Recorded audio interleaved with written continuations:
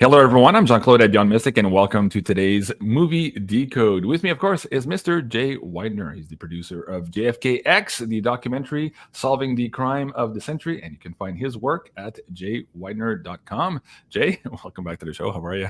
Hey, I'm doing good. How are you?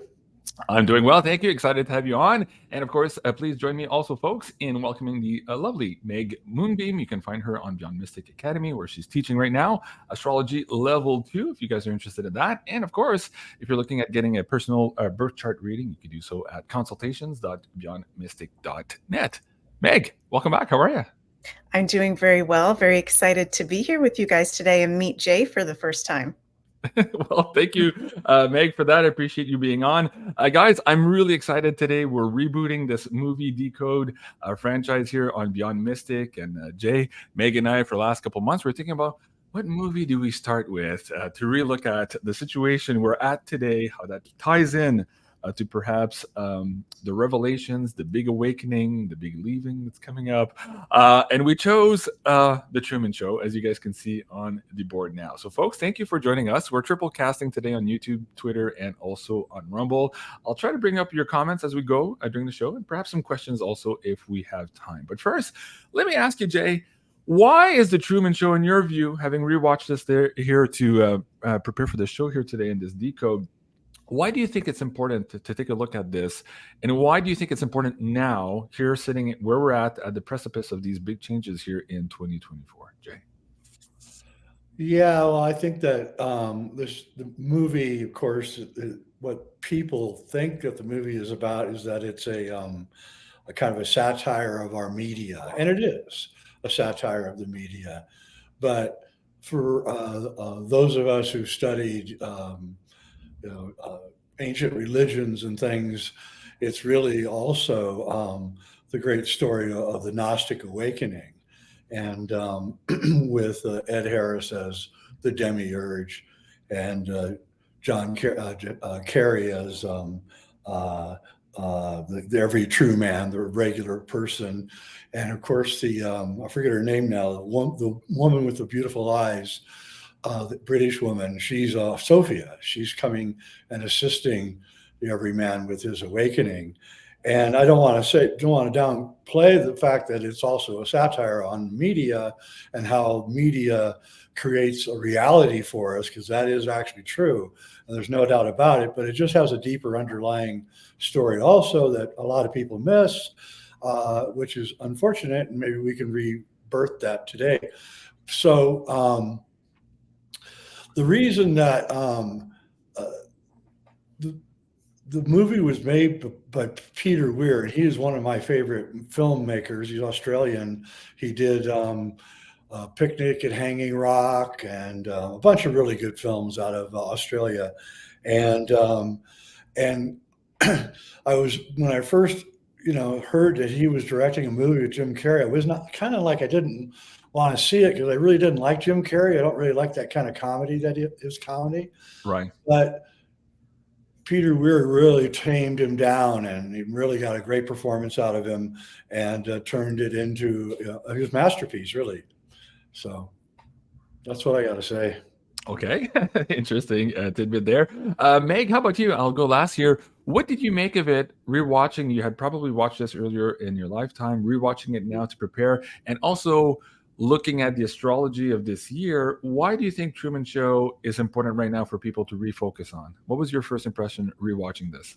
Yeah, well, it was so cool. I don't know why I haven't rewatched this in such a long time. And it's kind of weird because I'm on the road right now. I just told JC before we went live. And I watched the movie yesterday. And then when I was falling asleep last night, I was flipping through the channels in my hotel room and the Truman Show came on. So it was like a moment of, am I also in a movie? Am I being filmed right now? This is kind of a weird coincidence. Yeah, super trippy film that I really love. And I feel like there's a lot of different layers to it. And I feel like it kind of relates to what we're going through as a collective right now. Are we in a simulation? Are we being watched? That level to it, but also the level of a total invasion of privacy. I think we can all relate to Truman in a way that we are going through a total invasion of our privacy and our boundaries not being respected. You know, for Truman, that's with the director and the whole media. With us, it's more with the government and different shadow institutions. But yeah, I'm excited to get into it because I feel like there's a whole bunch of layers. And as always with the astrology, there are some big connections. And I think the biggest one is that we're about to enter in the autumn of this year the same eclipse cycle that we were in when the movie The Truman Show came out. And the eclipses in astrology are all about fate, destiny, our higher meaning and purpose. In the North Node position and the South Node position is what we're letting go of. So, you know, the eclipses were in Virgo Pisces, and we're about to enter that axis this year, sorry. And it's funny because Pisces rules movies, illusions, lies, brainwashing. So the theme we're going through right now. Wow, fascinating. Okay, thank you. Appreciate that, Meg. For me, rewatching the show, I looked at it from a very different perspective as I did the first time. I think I had originally watched it when it came out, and I never rewatched it again. And I watched it again twice here in the last week preparing for the show. And it hit me, like Jay was saying, oh, okay, this is a whole other level when you understand the awakening process of humanity, when you understand the fear being used as a control mechanism. We see, of course, the main character, Truman, there having the fear of water. We're going to get into the water aspects here also in the astrology. I thought that was interesting. And to me, I thought this was important, not just as the demiurge, as Jay was saying, but here his name is Christoph. So you get the connotation here, but also the control room is on the moon. So it's on the moon from Truman's perspective. And that brings us back to the whole story of the Elohim. Now, Jay and I did the Angels and the Great Deception Exposed. I believe it was in December, this episode here, December 21st, where we started diving into the subject matter here of who are the Elohim and perhaps where they are today, whether they're still on the planet with us or not, and how they are still watching and controlling this particular environment. So if you haven't seen this series, I recommend you do go check it out. This is going to tie in also perhaps to some of the WebBot data coming out recently. If you want to watch Cliff High's Substack, you might find a couple of good articles there about the revelations that are coming forward and what appears to be coming forward in a big way also in July and August of this year. Again, with respect to the watchers, the controllers, and where they are and our relationship to those Elohim. So again, we're going to try to tie all of this in for you guys here today.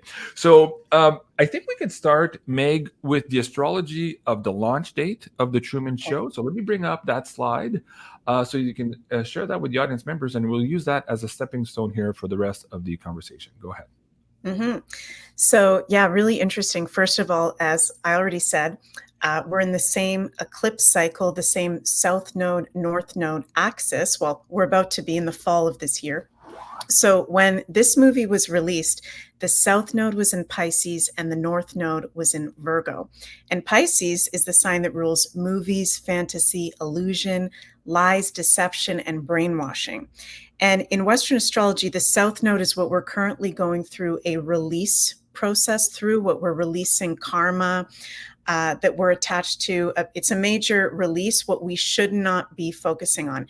And when I was preparing the astrology, I was also feeling intuitively, and let me know, you guys, because I was a little bit young at the time when the Truman Show came out, but I felt like around that time, a lot of people would have been waking up, like having, red pill experiences, waking up to truths going on in the world en masse, with the South Node being in Pisces. And Jay, you're the expert on filmmaking, but I was also feeling that whoever the writer was or someone involved in this movie was quite an awake person, and that this movie has a lot of deeper meanings than just, oh, this is funny, haha, we're watching this guy, his life's a movie, right?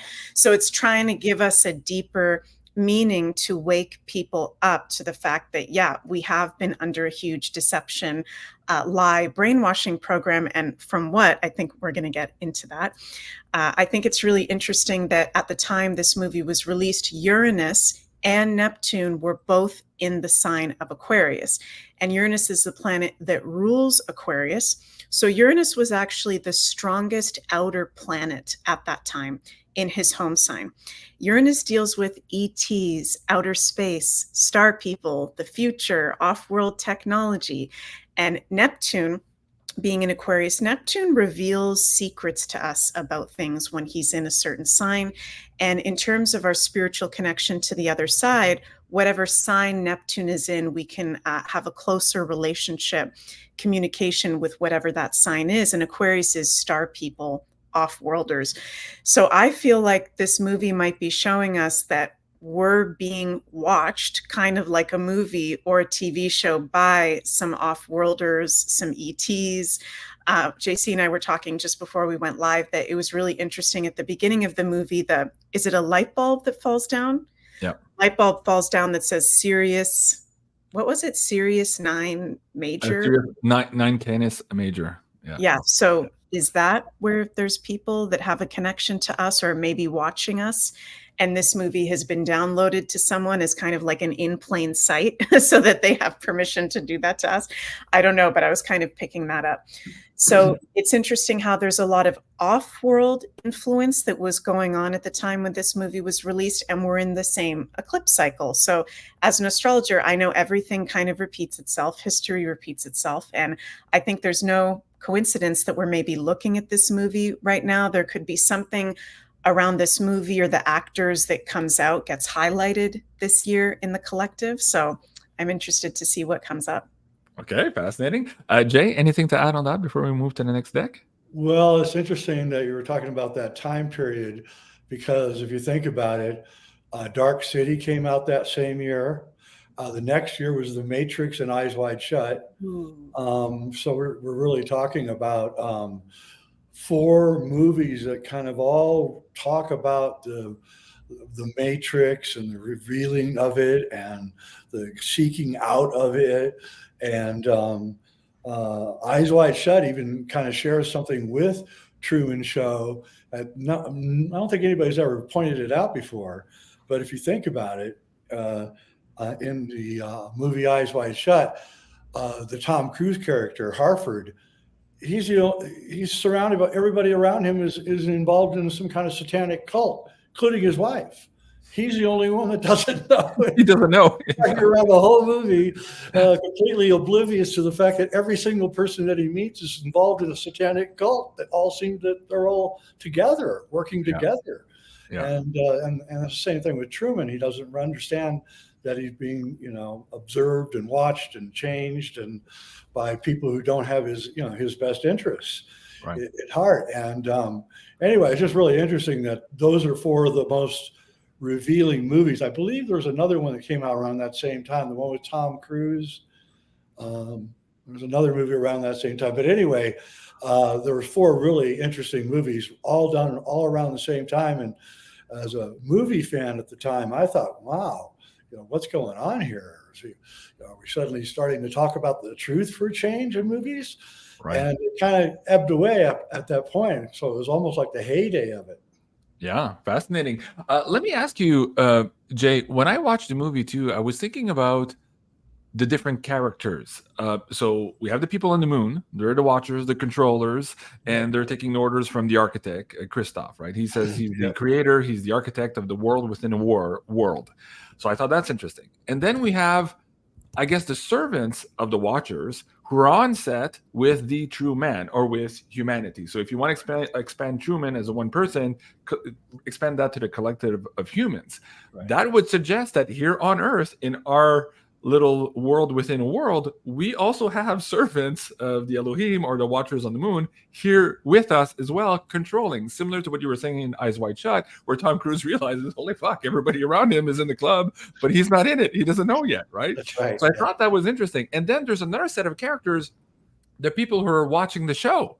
So that was like, oh, well, who are those guys? Are they from a different planet also? So Meg brought up maybe they're from Sirius 9 Major, or are they from someplace else? What is your thought of the people watching the show? Is that a fractal of our consciousness of humanity watching ourselves being manipulated through that awakening process? Or is that perhaps this other entity that's kind of like sitting there rooting for humanity or rooting for Truman to wake up and eventually exit that matrix there on that stairway to heaven? What's your thoughts on that, Jay? I think they represent the people watching our consciousness. They represent consciousness, and they when you wake up, then you want Truman to wake up, and so it's like consciousness is like a mirror, right? Mm-hmm. The reality is like a mirror to us, and that's why we can create our own reality, and I think that's what's really going on there. It's an interesting. Ed Davis, that's his name, right? Ed Harris. Ed Harris. He was also in another movie that's somewhat similar. Forget the name of it, where these people are in a train that's never stops, and they're working their way up the train till they get to the top car of the train, and there's Ed Harris, and he's running the whole show. That's another Gnostic myth, and I forget the name of it now. I'll come up with it. And Snowpiercer, you mean? Huh? Snowpiercer? Yeah, Snowpiercer. Yeah. Okay.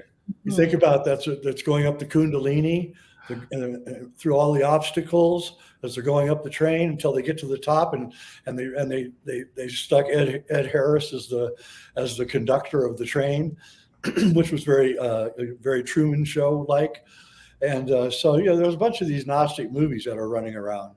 They're very interesting. Fascinating. Okay. Meg, do you want to do a redirect on that before we go and look at the astrology of Jim Carrey here? Where do you want to go next? Sure. Well, I'm so happy that you just brought that point up, Jay, because I didn't realize that The Matrix and Eyes Wide Shut and some of those other movies came out around that time. And it's interesting because if I can just share something on the screen, my husband, Jens, he's from Belgium, and he follows closely a survivor of these elite families, if you guys catch my drift here, who just came out recently and said the castle that they filmed Eyes Wide Shut, which was built by the Rothschilds, was actually a place where she experienced some of her abuse. Wow. So that's just come out recently that, okay, maybe around the Truman Show or some of these other movies, we are in that same eclipse cycle. There will be even deeper revealings around, maybe where they were filmed or certain actors that was in it, the deeper meanings of what went on. That gives it a whole different, more intense vibe when you realize that's a place where that stuff actually took place. Well, it also adds credence to the art imitating life, life imitating art thing. So we're really watching, when we say we're watching these films, a documentary of what's being happening to us, right? To some extent. Mm-hmm. So The Matrix is another example of that. Okay, fascinating. Now, okay, let's get to the astrology of Jim Carrey here, because I think that's very fascinating in the context also. So go ahead, let me bring that one up for you here, Meg. There you go. Yep. Okay, awesome. So yeah, it's interesting. He's a Capricorn sun with a Capricorn stellium in Western astrology. So a stellium is when we have 3 or more planets in the same sign or house. So he's got a whole bunch of Capricorn, and Capricorn rules, being the best at something, success in your work and career. And he's one of the biggest actors of our time. It kind of goes without saying, very public figure. So that shows up in his chart. Also, I never looked at his chart before. It's really interesting. He's a Scorpio 15 degrees ascendant. So is Ed Harris. They both have the same ascendant. And Scorpio is the sign in astrology that rules deep truths, secrets, revealing, and also the dark side of life. So our ascendant is how we are seen by others, also parts of our personality and gifts and talents that we have to share with the world. So how he is seen by others is someone who likes to get to the bottom of things, go past the matrix. He himself wants to live an authentic life. At least that's what he's showing to us by, in recent years, he started talking about spirituality and consciousness, right? And wanting to get Kundalini awakening and all that stuff. Yeah. And exposing illusions. Also interesting that he's got Neptune, the planet that rules films, movie making, creativity, conjunct his ascendant in Scorpio. So being a professional actor, being in very notable films, working in that industry. And also, what's really interesting is he's got the planet Uranus at 29 degrees of Leo, right on his midheaven.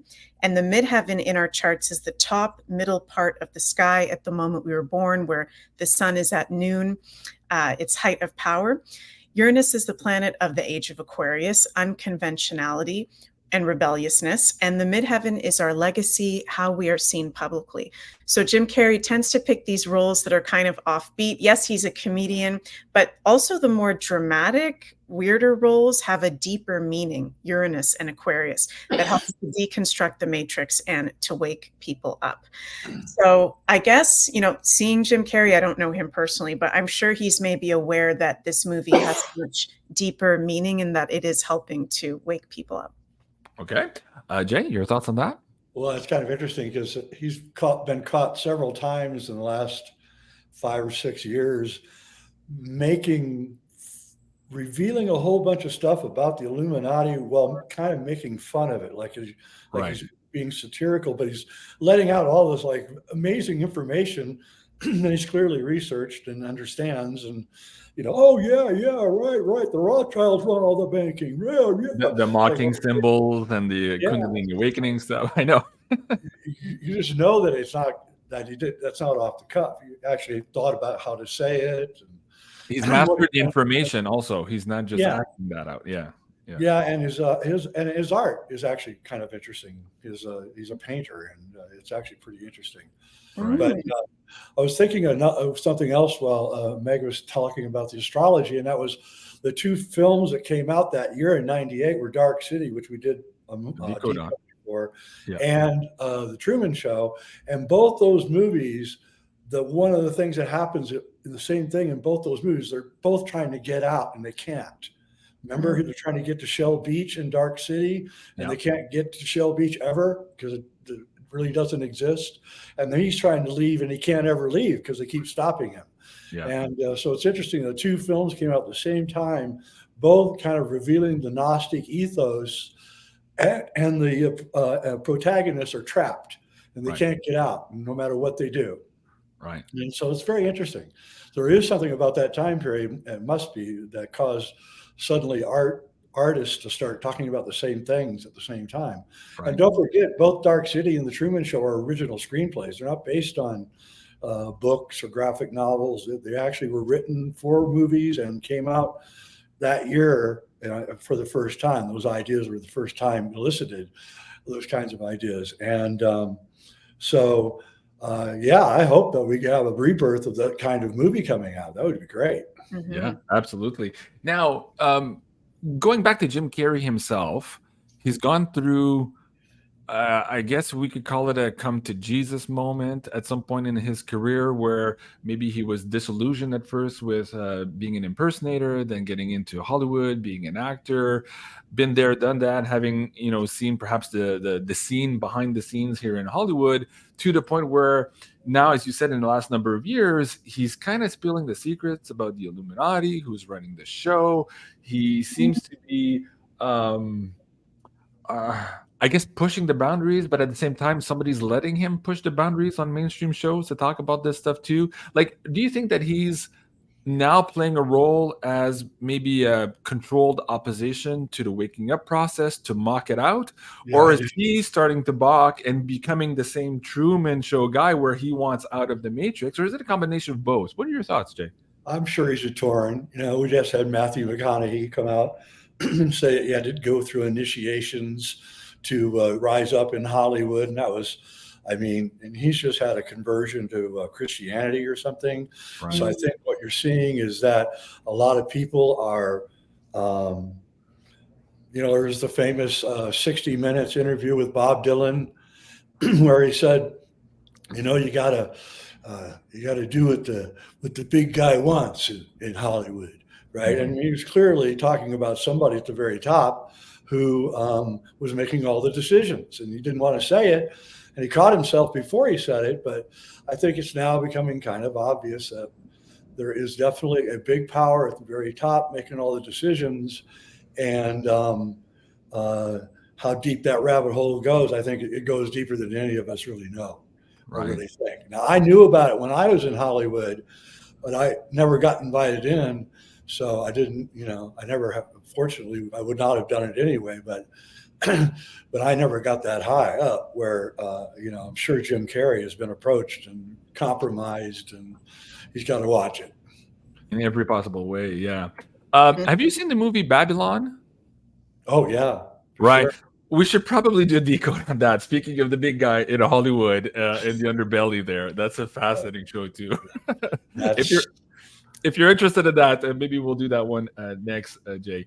Let me ask you now, in terms of the character, Truman in the show, at first glance, he's described as a person who wants to learn, he wants to explore, but yet the whole system is designed for him not to explore that urge. So he's got the urge towards Sophia. So the love factor is driving him here to find Sophia again, which was ripped from his arms, right?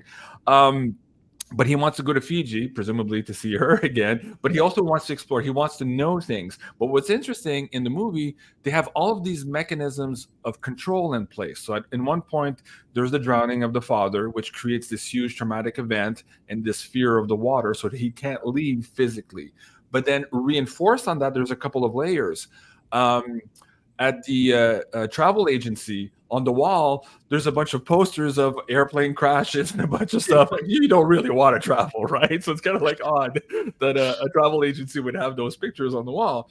At the same time, yes, they're using the fear, but even on TV, when he's watching TV, the commercials, they're reinforcing of, oh no, you don't need to go anywhere to learn the truth. There's so much to learn here in the town. Like, don't think about anything else, right? So there's that continuous reinforcement of preventing him from exploring. So if we look at in a bigger context for true man or for humanity, we're being shunted by the mechanism to not awaken to our true potential, to the truths that are out there for humanity of who we are and where we want to go. Speak to that a little bit now, because in the movie, as soon as the movie starts, we see there are glitches in these mechanisms. So there's a glitch in the radio, and he's hearing people on the CB talking about him. He's like, what's going on? There's the light bulbs falling out. So there's a whole bunch of little glitches that show that the system is getting overloaded here.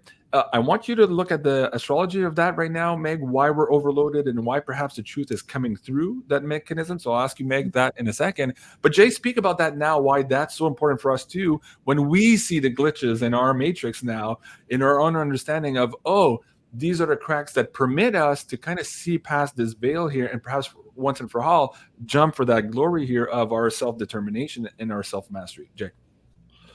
Yeah, well, it's like what did Leonard Cohen say? There's a crack in everything. That's how the light gets in. So I think that that's what's going on. And I think that whoever wrote the movie has a pretty good understanding of a lot of different subjects. The fact that they chose Sirius as the star that would fall. And it's pretty clear from Robert Temple's work on the Sirius mystery that we have had some kind of contact with beings from Sirius in the past. Mm-hmm. The Dogon tribe of Mali in Africa have deep memories of talking to and they're aquatic, by the way, and all this aquatic stuff in the Truman Show. And yeah, and in 97 or 98, when the movie came out, there wasn't a whole lot of talk about glitches in reality. Right. That didn't start until later. Now, everybody's picking up glitches in reality. I don't know if they're increasing or we're becoming aware of the glitches or what. I don't know, but even I am picking them up now too. So I think that the movie was very, forecasting what was going to be happening as humanity wakes up, and rebels against the Elohim gods live on the moon. Right. And the heck, how do you know that they were on the moon? I mean, you have to be the guy that wrote that has to be a very, very well-read person, because the things that they chose and the way that they presented it, really like, this is my last chance to get everything out, and I'm going to do it right now. Right. That's the exciting part of all of this. Going back now with this knowledge and this new, fresh set of eyes to look at it with the understanding. Okay. Meg, the glitches itself, does that have to do with the Yugas of time, the switching overs right now? Is there other astrology here that brings the wing beneath her wings, the air between her wings here, to lift us up to higher levels of understanding? What's happening? Yeah, well, just like this movie, I think there's a lot of different layers happening all at the same time. But the biggest influence, I believe, oops, if I can just bring up my chart here, is, as you just said, JC, the greater yugas of time, the greater astrological ages, and the sidereal astrology, which show us the astrological ages. And, you know, the difference from now compared to the late 90s is ever since 2000, 2012, we have now entered a light age in the greater astrological ages. Even though things seem very dark and they are kind of effed up, there's a lot of crazy things happening in the world. You know, it's being revealed, it's being cleansed, because we are entering a higher frequency of this age of Aquarius, this Christ consciousness return. So that can definitely bring glitches in the matrix. We've also got, at the same time, you know, Pluto in Aquarius as we speak, which we have not had since the American independence, the French Revolution. You know, Pluto has a zodiac revolution of over 248 years. So since the beginning of this year, Pluto has now entered Aquarius again, which is the sign that rules weirdness, dimensions, off-worlders. And Pluto, which it's really interesting, at the beginning of the Truman Show movie, when Jim Carrey's la-di-da walking down the street and he sees this dog and he goes, "Oh, hi, Pluto." Do you guys remember that? Yep. So definitely who wrote this movie was very, very awake and red-pilled, because Pluto is the planet that we've only discovered since the 1920s in Western society, but in astrology, we associate it with revealing and the dark side of life and secrets. So it's funny that Truman's walking down the street in this perfect life and everything seems perfect. And then he goes, "Oh, hi, Pluto." Pluto is the destroyer and the dark side of life. And then he goes through that kind of mental breakdown, which is very Plutonic, where it starts to be revealed to him, what the heck is actually going on. And I believe we're all going through that in the collective time, what Truman went through, that Plutonic kind of breakdown, wake up.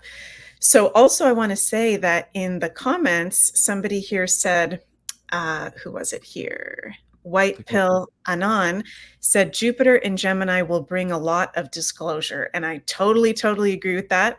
I did when was it, JC? Astro Woo for the month of May last week, where I introduced to the Beyond Mystic family the concept that Jupiter is going to be entering the sign of Gemini at the end of this month and will be in Gemini for a whole year.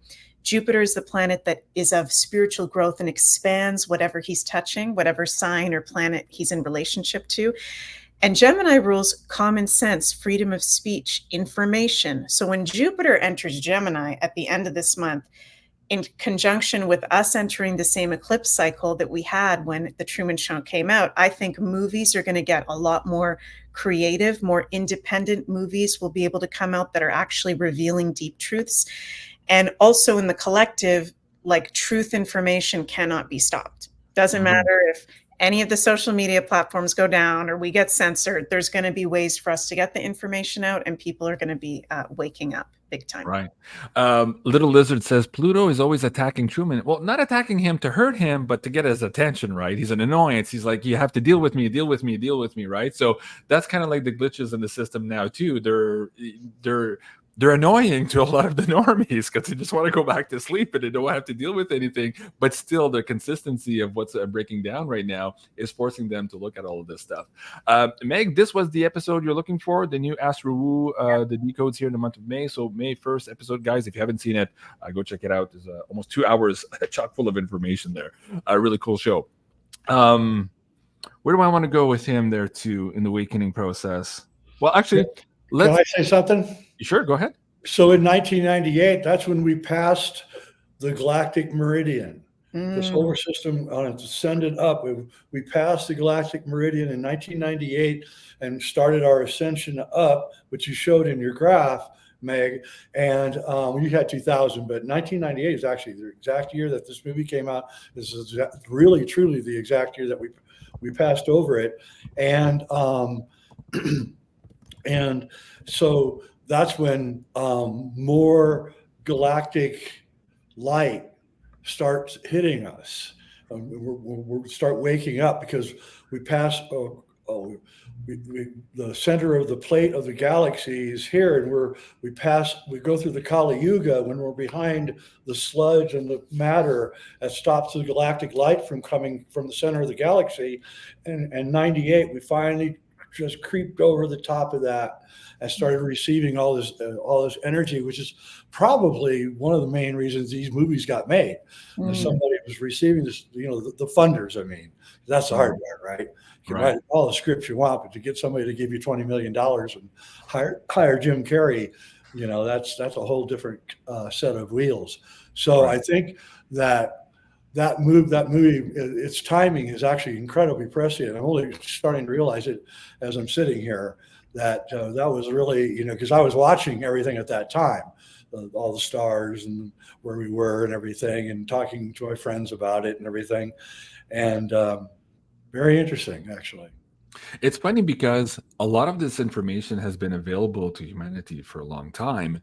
And to some extent, researchers have been at it for a while, but without the light, we couldn't see it, right? So now it's taking all this time to percolate. Same thing with Matrix, or even that movie They Live. We're starting to understand that now, maybe 20 or so years later, in a much different way. And in They Live, the protagonist is going through that same experiences of actually seeing reality and trying to show it to everybody else. Everybody says, no, you're crazy. But at the same time, in that movie They Live also, there's people living around him that know what's going on here. Like, oh my God, he could see us, right? So again, presuming that we're living with people and controllers here on the planet who are watching us very carefully and who are maybe taking the pulse of the situation here to either increase or decrease the control mechanisms. What do you make of that right now too? Like these actors in the show, of course, the controllers' minions who are living with the true man, they're actors. So that would suggest that perhaps our news media and our actors are also, in a big way here,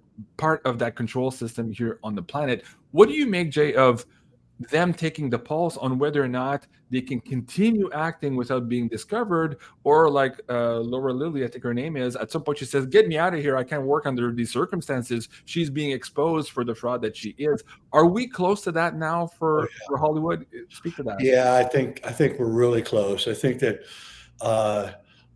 the more awakened people are seeing the matrix clearer every day and realizing that they're not even close to understanding how deep it goes. And then the normies that are coming over are just, they're still all murky to them.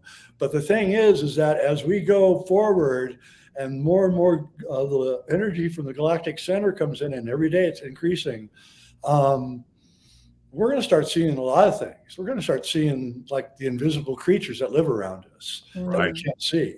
They're all going to start becoming apparent. People aren't going to be able to lie to each other anymore. It's going to be really hard to do anything like that. It already is, actually. Right. And so the facade is falling apart right now and cracking apart. And but also we're like Truman at the beginning of the movie. Most of us are. We're letting them define our reality, and we've got to stop that because they're using sorcery and everything on us, and we have to wake up to that going on too. So that there's that problem too. Is that we're stuck in it too. They made us a reality that we believe in, whether it's true or not.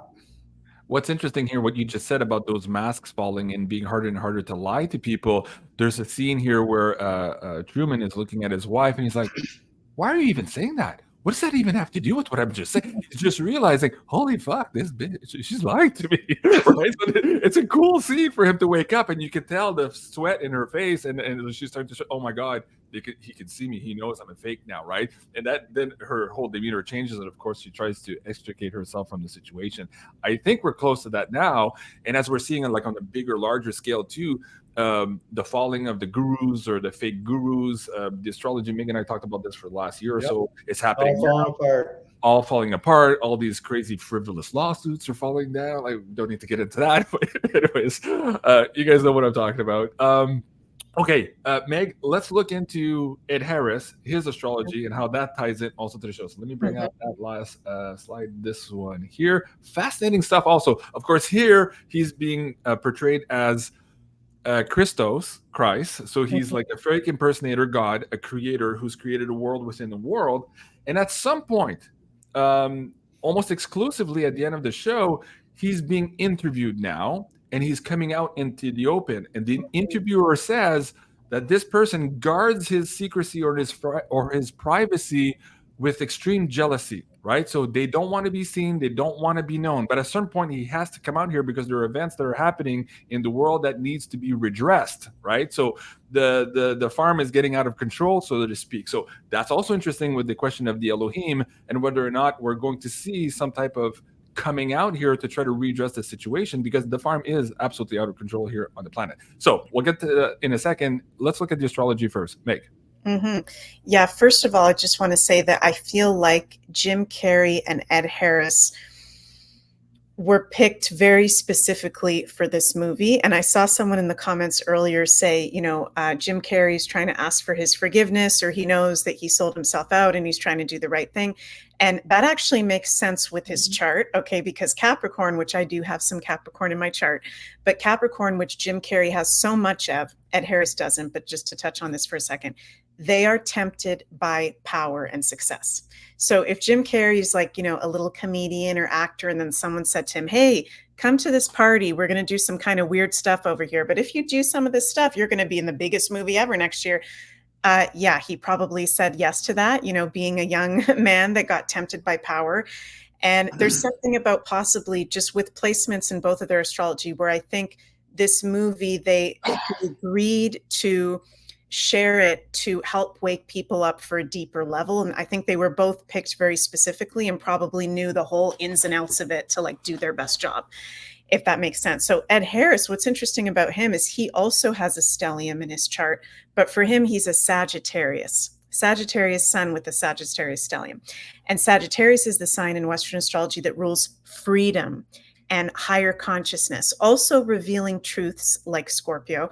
So Ed Harris, I don't know anything about this guy, but if I had to guess as an astrologer, I would say he values freedom and the truth, like one of his biggest values. And his sun, moon, and ascendant are all at Leo degrees. Leo rules performance, being in the spotlight, art and film, like Pisces, and creativity. So he's a natural actor. He's gifted at that.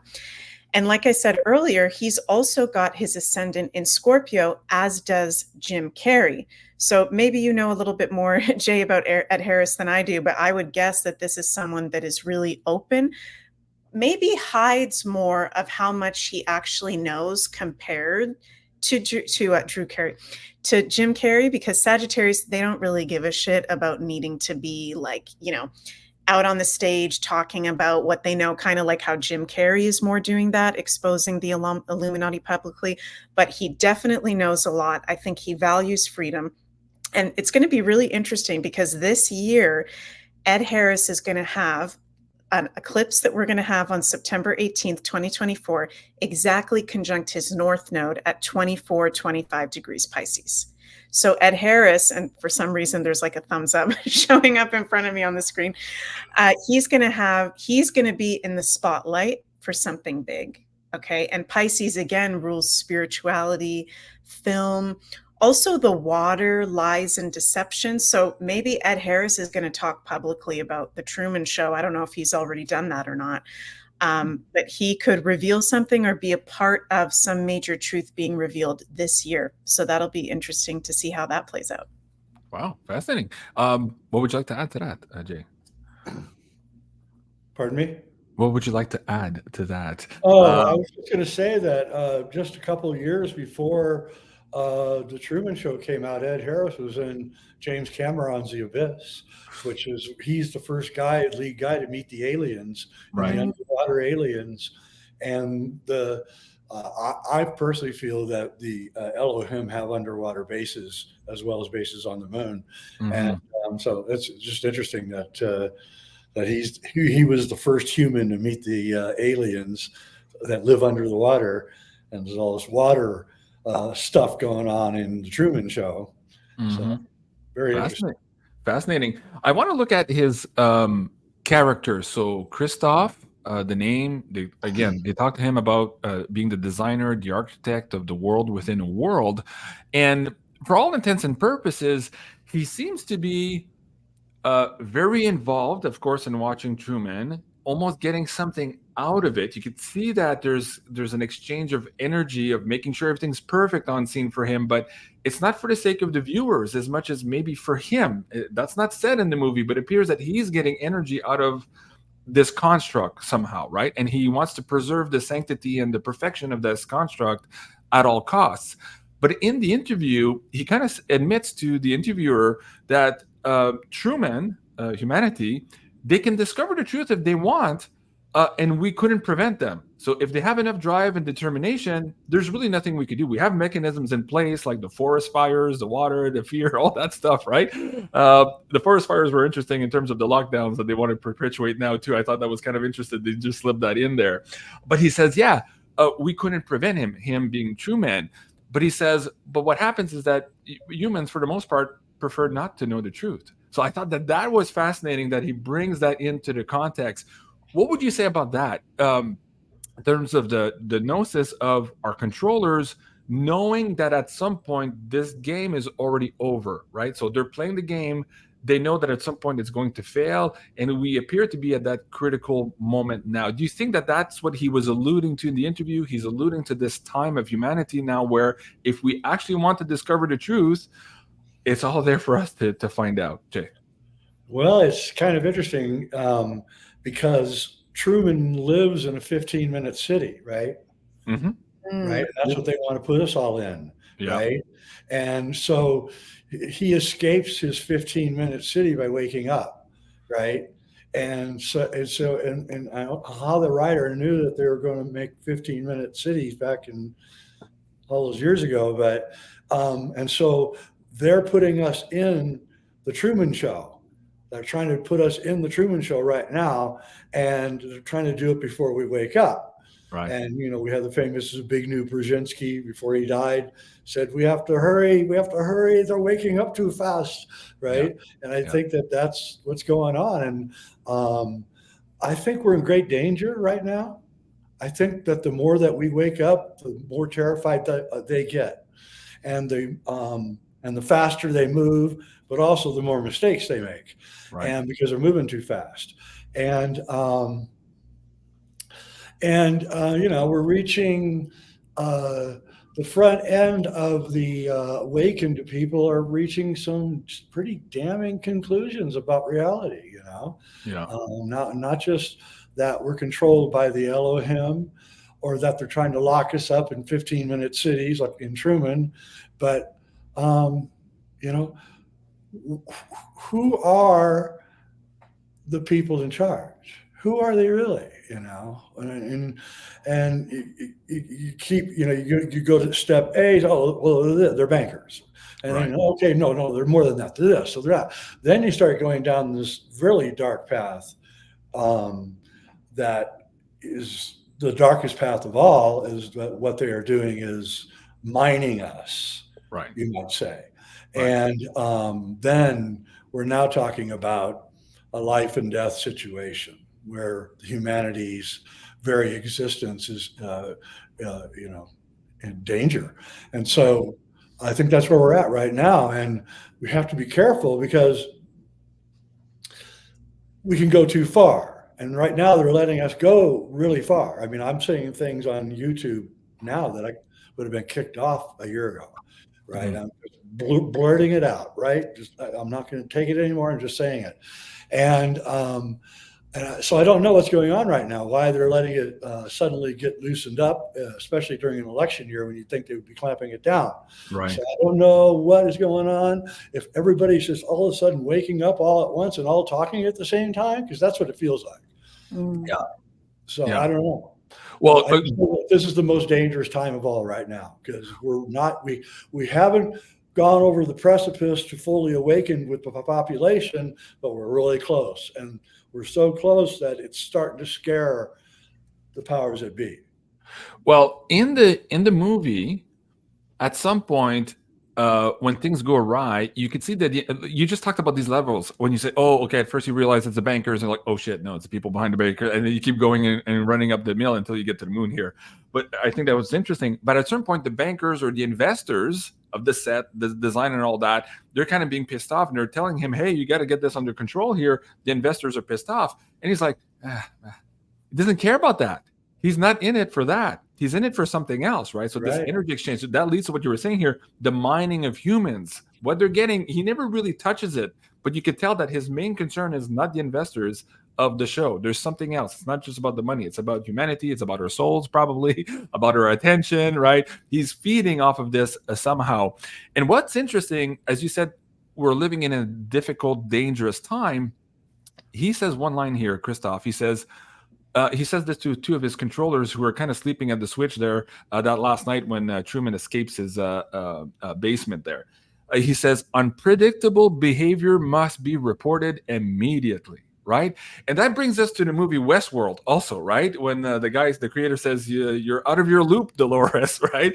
They need us to be predictable and inside of our loops in order for this whole mechanism here of control, of watching over us, be beneficial and easy for them to manage. That's what's happening. So they're kind of alluding to you there, and I want you to talk about this, Jay, that if humanity gets out of its loop, that if we become, as Cliff High says in his Twitter the last couple of months, become ungovernable, right? Become unpredictable, then suddenly all hell breaks loose in the way that the control system is not designed for unpredictability. It's designed for us to be in all of these loops, as you say, these 15-minute cities, so that they control it. And that's breaking down. But part of that is humanity now being unpredictable. Speak about the Gnostic aspect of being unpredictable, not following a pattern, but following our own North Node in astrology. Jay. Yeah, again, we go back to the three movies that came out at the same time or near the same time. So Dark City, Truman Show, and The Matrix are all about how the unpredictability of the heroes on all three of the movies are, and how that unpredictability caused the Matrix to fall apart, caused the control system to fall apart, and then of course we find out also in both. In all three movies, that actually the unpredictability is also being guided by exterior forces. In all three movies, there's exterior forces trying to force the person to make that unpredictable act, right? For the reason of destroying the control system, right? It's like the doctor in Dark City and Morpheus in The Matrix, and the woman Sophia in Truman Show. They're pushing something, and their motives are unclear as why they're pushing it. But in the end, all three cause the control system to fall apart. And I think that's really the Gnostic myth of our age. And yeah, we have to start doing unpredictable stuff, and we will. And they're not going to be able to control what's going to happen. But out of the chaos, there will become a new order again, a higher order based on more spiritual principles than we are today. Because again, we've been living in, we're now out of the Kali Yuga, but we've got the worst hangover. I mean, this hangover is going to last hundreds of years. And we got PTSD from all the BS that we had to put up with during the Kali Yuga. And so we got a long ways to go to get out of it. I mean, we're physically out of it, but mentally and spiritually, we got a lot of darkness we got to get rid of. And the Gnostic view that we have fake rulers, fake gods. They're not really gods. They're telling us they're gods, but they're not. Right. That is, that's the hardest thing for a human to come to grips with. That all the religions that they've been taught and everything are all wrong. And now what do you do, right? And and that's where we're at right now. Religions are crumbling apart, for the most part, and Western religions are under attack, and everything is on the edge of just falling apart. And I think we have to kind of push it. Right. Because I think it falling apart is the best thing that could happen to us. You rebel rouser, you. Meg, anything else on the unpredictability of humans? Is there astrology also supporting this change in behavior of, as we say in Westworld, getting out of our loops? Can you add to that? And then I want to go into this idea of the stairway to heaven, where Truman eventually finds the exit to his matrix, and how that ties in also to these levels of understanding. So unpredictability, is there any astrology on that, Meg? Yeah, totally. Well, Aquarius is the sign that rules unpredictability. And, Pluto being in Aquarius, which I just kind of got the download right now, that may be part of the movie when they bring up Pluto at the beginning of the movie, is not only showing Truman's, death, rebirth, scorpionic process of the dark night of the soul, waking up, but maybe it's also kind of like a cue for us to be paying attention to what is happening with Pluto in the current times as a marker of things that can occur. And Jay, everything you said so eloquently totally resonated with me, and especially that piece on that, it's not a form of strength. The elites right now, all the things they're doing that they're trying to do really fast, it's total weakness. And that is very dangerous. And I think it is important for us to be prepared for any kind of scenario, but it's not going to last forever. We are out of that Kali Yuga. But yeah, there's psychopaths. Okay, so people that do not feel, empathy for others, that have been in these power positions, that are now pissed off that they're losing power. And as Jay said, we'll stop at nothing to keep that. So it's important to keep that in mind and not be like spiritual bypassing, that it's all just love and light and, peace and party, which I think we will be there soon. But yeah, so Pluto in Aquarius, also Uranus, the planet that rules Pluto, is in his weakest, most unfavorite position ever since 2018 and until 2026, which is Uranus in Taurus transit. So I don't know if you felt it, but ever since 2018, things have gotten a lot more unstable. There's been a lot more darkness coming to the surface, and we are going to have that until 2026, which I'm so excited as an astrologer. 2026, all of the outer planets will be in way lighter signs. I think that will be a really big marker year for better energies to come. Not that everything will be perfect, because like Jay just said as well, we are literally in a PTSD, and we're going to have to, I think, heal the whole rest of our lives from what we've been through. But yeah, really interesting things going on. And there was something else I was going to say, but it's slipping my mind. We can come back to it. At some point, Ed Harris says too, or the Christoph says, "Oh, he's trying to convince Truman not to get out, because Truman is on the verge now of climbing the stairs there, the stairway to heaven." He says, "There's no other truths out there that you won't find here. Here it's safe. Don't worry. Over there, it's going to be fearful." And he's trying to convince him to stay within the matrix. And I think that's kind of what's happening now too. Like you talked about these elites or these power people now afraid of losing power. We're seeing it here in Canada to the extent that like our newspapers are talking about the fact that Trudeau's still grasping for power. Nobody wants him. Nobody understands why he's still there. And the RCMP just looking, I don't know if they're looking at the astrology, they're looking at the pulse of humanity, but they're also warning the government now that Canadians might be revolting here very soon as they realize how broke they are. So we're at that stage now where Truman is just like, he's going for glory, and humans are about to go for glory also here too. They're afraid, but they're determined now to say this far, no further. And I think in the astrology, Meg, if I'm not mistaken, it could have been in your last Astro Woo, you talked about no more BS. So there was an astrological sign here that suggested or that reinforced the no more BS anymore. People are tired of it, and they're not standing for it. Can you explain that quickly here before I get into the Stairway to Heaven segment? Go ahead. Yeah, I think that might be the Jupiter entering Gemini transit that we're going to start having at the end of May. If you guys think there's already so much information out coming already, and it's just so much to keep up with, it's going to go even more for the whole next year, starting at the end of May, to the point where I kept stressing in that last Astro Woo show that I did, we're going to have to do more like social media breaks to just keep our nervous systems in check, especially for those of us that are already aware and awake very much to what's going on. Our nervous systems cannot keep this constant, okay, actually, this is how it is. And, actually where they filmed Eyes Wide Shut was that castle. It's just all of these things constantly, we're going to have to slow it down. And now it's going to be a lot of other people's turns, a lot of our other brothers and sisters that will have to go through that kind of Truman process that a lot of us have already gone through. But it'll be so intense for them because it will be so much information coming out at the same time on top of what has already come out that a lot of us are aware of. Mm-hmm. Okay, very good. Thank you. I appreciate that. Now let's get into the Stairway to Heaven. In my view, there wasn't a better depiction than, of course, this scene. It looks like a stairway to heaven, right? We see the clouds in the background there. And eventually he gets to this black door, and on it, there's a little tag that says exit, right? And this is at the point where Christoph has to make his voice known. You can hear the voice coming from the sky, and he's talking to Truman saying, hey, you don't want to do that. It's safe in here out there. You don't have any more truths. And he's trying to convince him.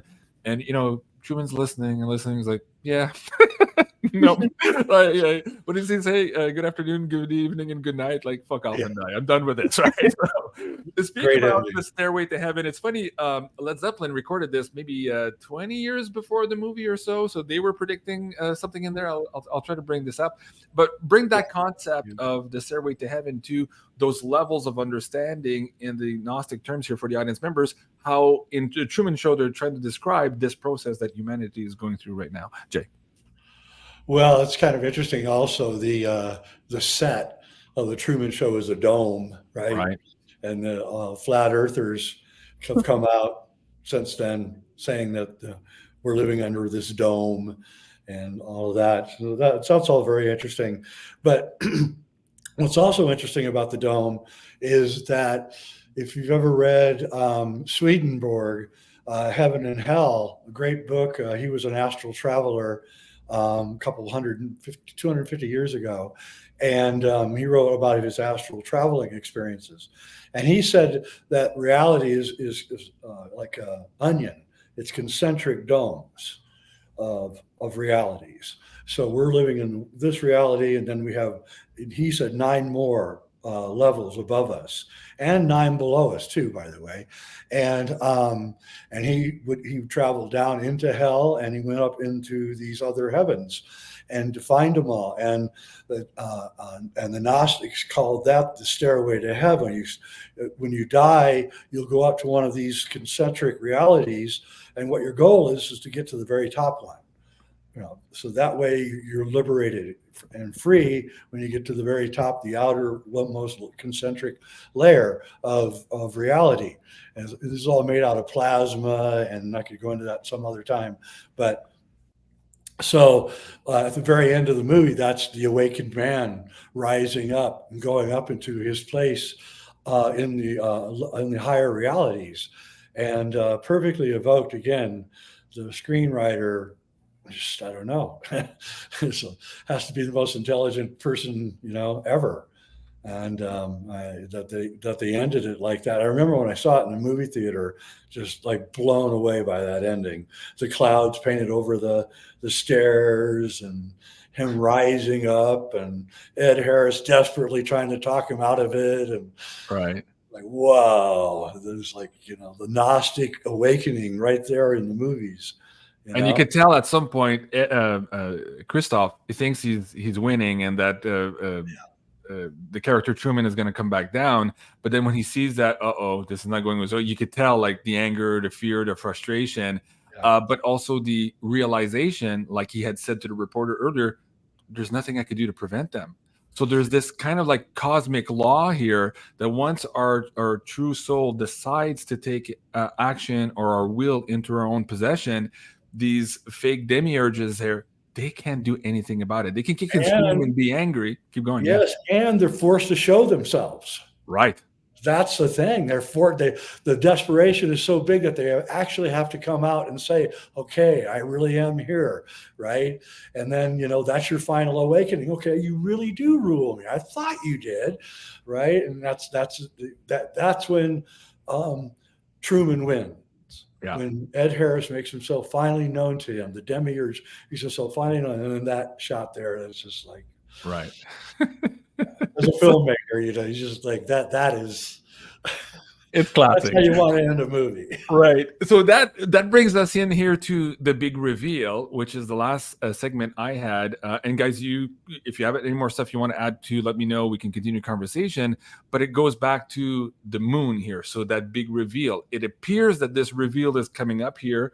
If we're looking at the Webbot data from Cliff High, he said that July and August, I think, quote unquote, alien shit or Elohim shit would be coming or hitting the fan or something like that. So we're getting to that desperation now where they have to reveal themselves. And that's un couteau à deux tranchants. Double-edged sword on one hand. Yes, there's the opportunity to get control back, but also the exposure of themselves is the other side where they're weakened by their own exposure, right? Because they say in the movie that he's guarding his privacy at all costs, the Elohim fake pretender god here in all of this. So let's go back to this shot of the moon itself. So let me see if I can bring this one here, this scene here. Okay, in the show, they call it the lunar room. They're talking about the 221st floor. I don't know about the numerology there. I wanted to ask you about that. I've been searching and racking my brains why the 221 would be important there too. There's another 22 at some point when he's looking at his radio that is glitching in his car. You can see the 22 through the screen, but I don't know about the 221. And then the description of where Ed Harris is or Christoph here is a biomechanical sphere. So again, suggesting that what we are even seeing here is not an actual moon, which there seems to be enough evidence to suggest that.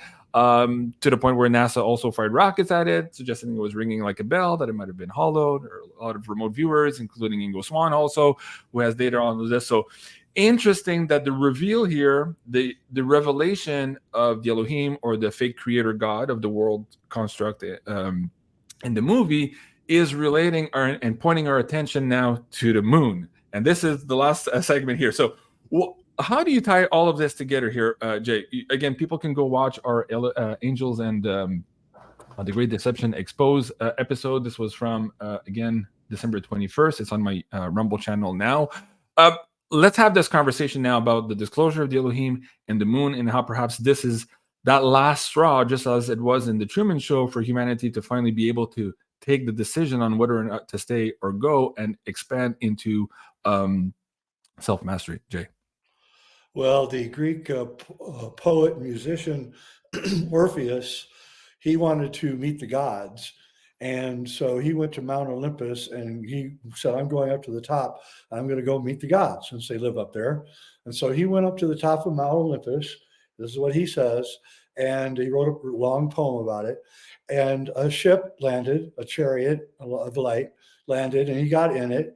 And there were these beings of not light, very humanoid, and they were in it. And they took him to the moon. He said he went to the moon. He said he went inside the moon, and it was filled with many mansions, thousands and thousands of mansions, he said, made out of all sorts of light and stuff. And that he was told that the watchers or the aliens or the gods, whatever they are, they live up there, and they come to Earth and they get food and water and women and all sorts of stuff. And then they took him back and landed him back on Mount Olympus. And then he came down and he told everybody his story. So then this was what, 2000 BC, something like that. So they've been there the whole time that the moon has been there, and probably came on the moon when the moon arrived here at some time period. We know that the moon was not always there because there's a Native American tribe in Bolivia, I believe, who has the memory of watching the moon being towed in to orbit in their tribal myths. So the moon is not a natural object. It may be somewhat natural, but I believe it is either a hollowed out asteroid, or they took an asteroid and heated it up, and then like with blowing glass, they just put gas in it and blew it up into a round sphere. And I believe that the Elohim live up in the moon and on the moon. And I think Bruce Sees All has pretty much proven that right. Mm-hmm. You're right. I'm going to get Bruce back on the show here. He's got some amazing latest captures, including from the last eclipse to bring up. He's been on the show quite a few times. Meg, looking at the moon too, you've done a couple of shows this year too. I know Janine was pulling on this too, out of the blue. there seems to be this prevalent theme in some of your readings also where people are saying, watch the moon, watch the moon. We've been, I guess, being cued to that here, maybe for the last 8 months, maybe now 10 months maximum of all that. Why is that? And let's talk about the astrology too, and perhaps your readings with the personal clients on how this is coming up in the readings to see if we can get some insight as to why we need to be paying attention now to the moon. Go ahead. Oh, you're muted on your side, Meg. Sorry. No problem. The moon represents in astrology our subconscious, our hidden self, very similar energy to Pluto. And I think a lot of what is going on right now with the transit of Neptune in Pisces, Saturn in Pisces, Pluto in Aquarius, all these things are revealing, major truths to the collective. I believe when we look at the moon, whether it's real or not, whatever the heck it is, it activates us to connect to our subconscious and really deeper truths, and helps us to do shadow work as well, which I think is something very important at this time. Spirituality, as we've talked a lot about on shows on Beyond Mystic, JC, is not just love and light and feel good. Sometimes we need to do the deeper shadow work, the deeper real talks about, okay, what the hell is really going on here, which can be uncomfortable. And I think a lot of people are being guided to know what's really going on with the moon, to look at the moon, because it activates our connection to our subconscious and reveals deep things to us. And I know there's many theories on the moon, and I think the truth about the moon is definitely going to be coming out in the next, I would say, year, 2 years tops, especially with Pluto at 0 degrees, 1 degrees, 2 degrees of Aquarius, and Aquarius rules outer space. Pluto is revealing there's going to be a new planet discovered in our solar system, more likely, because every time we go through a consciousness shift on the planet, a new planet gets discovered, or major asteroid or something. And also, I think that will tie into the moon, what's really going on with that. Wow, that's fascinating. One of the shows I did with Cliff High, it was the Sci-Fi World Lunacy episode. I believe it's from September of October of last year. We're supposed to do a part 2 at some point here, but in it, we describe how some researchers, astronomers discovered that in or about 1910, there was a significant change in our perception of the moon with the technology being used at the time, the telescopes and all that, suggesting that something had overlaid or that was obscuring somehow our actual vision of the moon, of what it actually looked like. So whether that was a technology put in place in front of us, whether that's a technology on the moon itself, we're not sure. But it brings this question of technology. Jay, you just mentioned the technology there.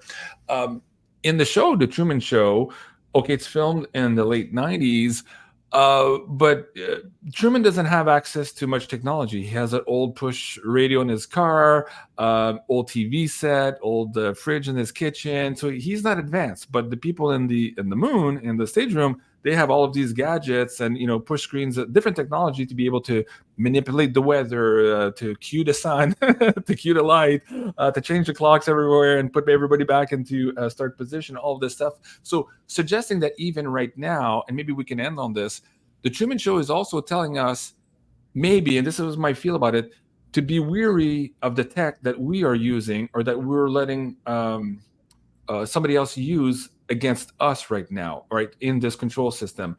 In some cases, this technology that we're using today is being presented to us as something good for us. It's more convenient for life, but at the same time, it's a lot more convenient for the controllers if we're using that technology also. Now, we're seeing the glitches with the CBs, with the radios during the show. Do you think that technology right now is going to play a part either in favor of the controllers right now or in the favor of humanity? Where are we on that battle of using technology for the benefit of mankind versus using it for the benefit of the controllers to continue reinforcing and perhaps create an even stronger 15-minute prison for humanity? Where are we on that scale, Jay? Well, we're in the middle of the war. And, so those of us who embrace technology are racing forward to, like, getting JFKX out, or my next film, which will be out before the end of the year. We're using the high technology to get the larger truth out. And that's what we have to be doing. We have to accept the fact that we are in like an info war, and that we have to get as much information out as fast as possible. before they do anything like a clampdown. And I think that's where we're at. And you know, and the thing is that, you know, I can make a feature film for very little money nowadays because of the technology. So I've gone from, you know, working with a 35 millimeter movie film and having, you know, a 90-minute documentary cost $600,000 to a 90-minute documentary now costing $6,000. So, you know, and so we all have to use that technology, just like you're using, you know, YouTube and all these other things to get the word out. That has to be our primary objective right now, is to shower the normies with as much of the facts as they can possibly handle. Just a couple of years ago, doing this broadcast with 3 viewers, the on-screen changes and all that would take 7 or 8 people in a big control room to do. Now we're all doing that with technology. So I agree with you. It's kind of like the Gutenberg press. We could use it to our advantage. So I think maybe that's, I want to get into that segment now. What advice do we give the true man, humanity watching our show here, the Decode of the Truman Show, moving forward to get to that stairway to heaven here? What perhaps are the pitfalls to watch for, and what perhaps are the words of advice here moving forward? I'll start with Meg, and then we'll finish with Jay. So Meg, any advice in traversing these astrological times? And put that also in context, if you like, with the movie and the character Truman and all of us watching the show, who we are individually and collectively the Truman also. Yeah, can you guys hear me right now? The connection's a little weird on my end. Okay, awesome. Yeah, you froze, but you're back. Go ahead. Okay. Yeah. Well, I feel like what's really important, which I feel like a lot of people know already, but just to reiterate that whatever we give power to strengthens. Okay. So if we don't resonate with the brainwashing TV shows, movies, and I love certain movies and TV shows, but just saying the really, you know, brainwashing news, movies, music as well, celebrities, these things, politicians that don't resonate with us, just turn it off. Don't feed it. Yeah. And it loses power. And that helps to stop in it and weaken it, where it, you know, these darker forces feed off of our loosh. We've talked about that a lot as well. So just turn it off. If you're getting really freaked out from scrolling and, oh my God, there's so much information coming up, turn it off. Go outside, drink some water, take some deep breaths, come back into your body. There's nothing wrong sometimes with just turning off all of the noise coming our way, coming back into your own energy, your own sovereignty and power. And I also, that was the thing I forgot to say earlier, changing it up. It's funny that you brought that up, JC, because in my personal life, I felt guided to just start like changing things up. And maybe that's why when I go to a restaurant, like I always order, you know, a certain meal, I change it up because that changes my frequency and that changes my consciousness and it opens me up in different ways. And by us just doing little changes in life, doing things differently, it's that 100th monkey effect of other people all around us will start doing that too. And their consciousness will expand too.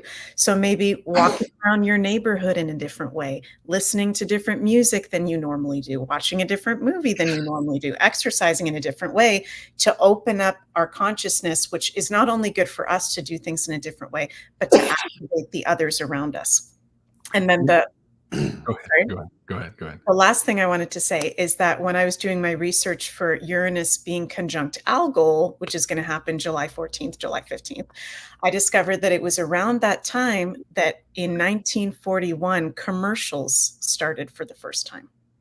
When Uranus was conjunct Algol. Algol, Jay, I don't know if you've ever heard of that before, is a fixed star that in astrology we call the demon star. The alcohol, the root word comes from Algol, very dark energy.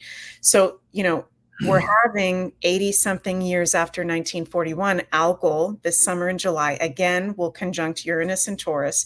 And it's bringing up the brainwashing and the commercials. So there could be a big change around that, a revolt around that. And actually, I just realized another thing I want to say is I think there could be a big revolt around the smartphones coming up in the next year or two, because the iPhone was invented and released to the public in 2008 when Pluto entered his Capricorn transit. The dark side of life, the dark arts people are very powerful when Pluto, the malefic, is in Capricorn, another malefic. So they put out to the public, check these out. These smartphones are going to be so great. You can do everything. Meanwhile, they've tracked everything you've ever done on a smartphone. Yeah. So if they wanted to blackmail any of us, and I'm not saying that this is going to happen, but this is just like my Scorpio coming through, they have everything on you that you've ever looked at on any device, pretty much, including the smartphones, right?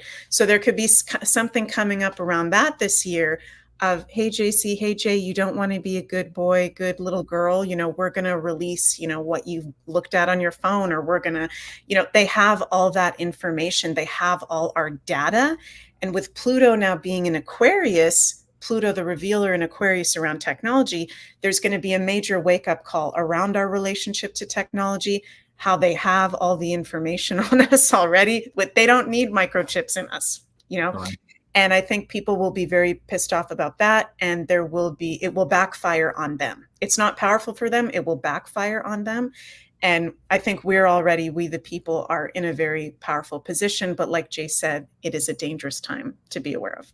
Sorry, that was a lot all at once. No, that's perfect. And I wanted to add to that with the cell phones in maybe 2015 or 16, there was one data set that kept growing in clips of Webbot data, suggesting that at a certain point, the smartphone sales would die off very, very quickly. And that was conjunct other data sets with the death of the dollar, the American empire, perhaps this revolution 2.0 around the planet. And we're starting to see the sales of the iPhones also go down just now. So we seem to be entering that period of time that was being forecasted here, maybe almost 10 years ago now in that Webbot data set. So that one is still, I guess, increasing. I'll have to ask Cliff about that to see if he's got more data. So that's interesting, Meg. Thank you.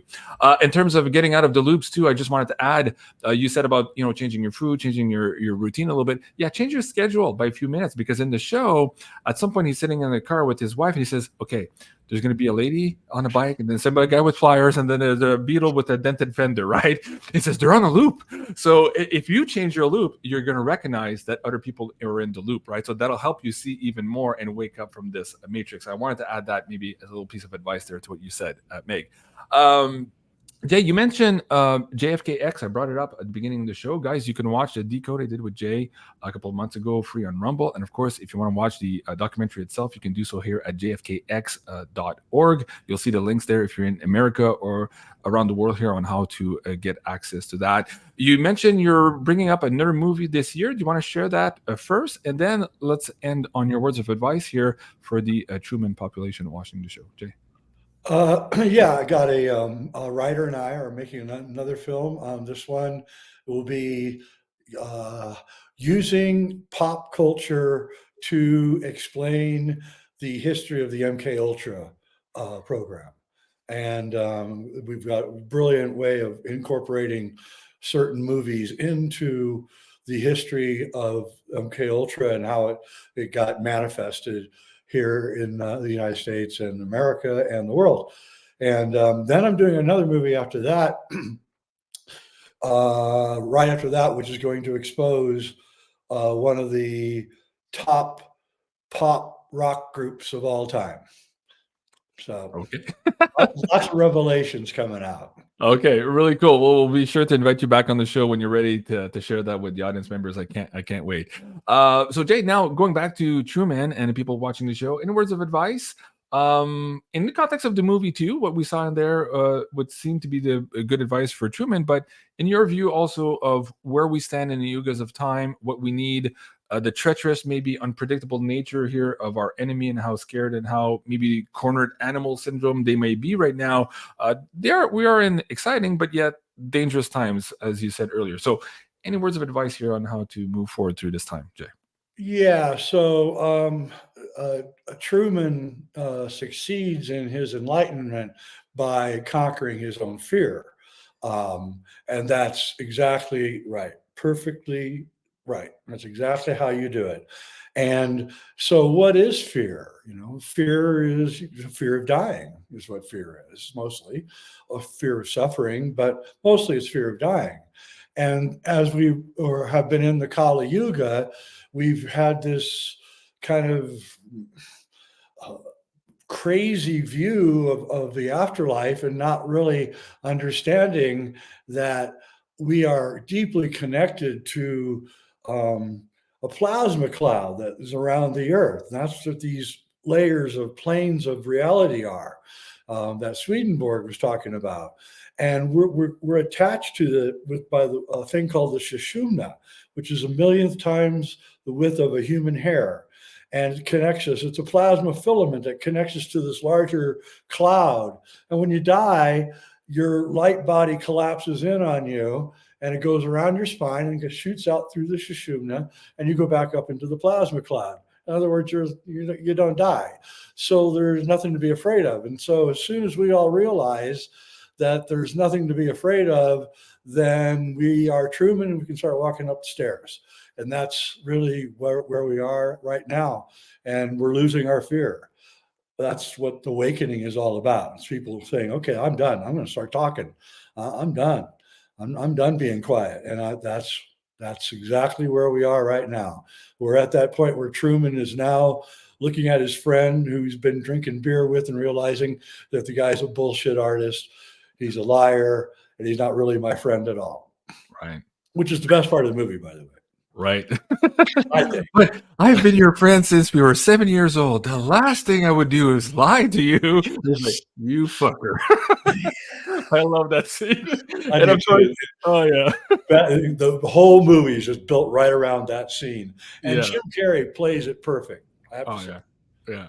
Great movie, guys. Thank you so much for the participation, guys, in the live chat today. You guys are amazing. Thank you, Jay, for all your insights on the show here today. Really appreciate it. Really fun reboot here of our movie Decode series. Please stay on the line after I disconnect here, Jay, so we can choose our next movie and the next date for this next iteration here. And folks, if you like the episode here today, see a lot of great comments here. Please do hit that like button and share the movie Decode with your friends here. Hopefully we can get even more eyeballs onto this awakening process and our eventual path here to the Stairway of Heaven with Mr. Truman. Thank you so much, everyone, for watching. Thank you, Meg, for all of the research also and your beautiful insights on astrology.